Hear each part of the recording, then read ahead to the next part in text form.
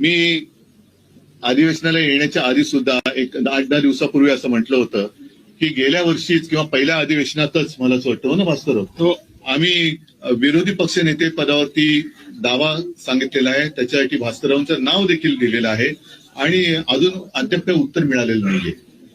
त्याच्याबद्दल तो खरंच नियम आहे की नाही हे सुद्धा कागदावरती कळू शकेल, पण नियम असला काय आणि नसला काय, जर नियम असला तरी आणि नसला तरी उपमुख्यमंत्री पद हे संविधानिक नसलेलं पद हे एक नव्हे तर 2-2 जे सरकार निर्माण करू शकतं ते विरोधी पक्षनेते पद द्यायला घाबरतंय का, हा एक मोठा विषय. म्हणजे कोणाला तुम्ही घाबरताय?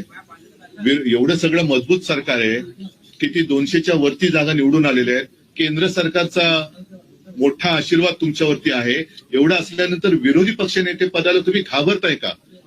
आणि जर विरोधी पक्षनेते पदासाठी नियम लावणार असाल तर उपमुख्यमंत्री ही असंविधानिक पदं ही रद्द केली गेली पाहिजेत. ते सुद्धा जी काय त्यांच्याकडे खाती असतील त्या खात्याप्रमाणेच ते मंत्री ओळखले गेले पाहिजेत.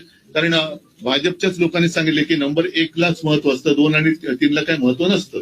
त्याच्यामुळे ते बिन नंबराचे जे मंत्री आहेत त्यांचं काय महत्व नाही महाराष्ट्रात.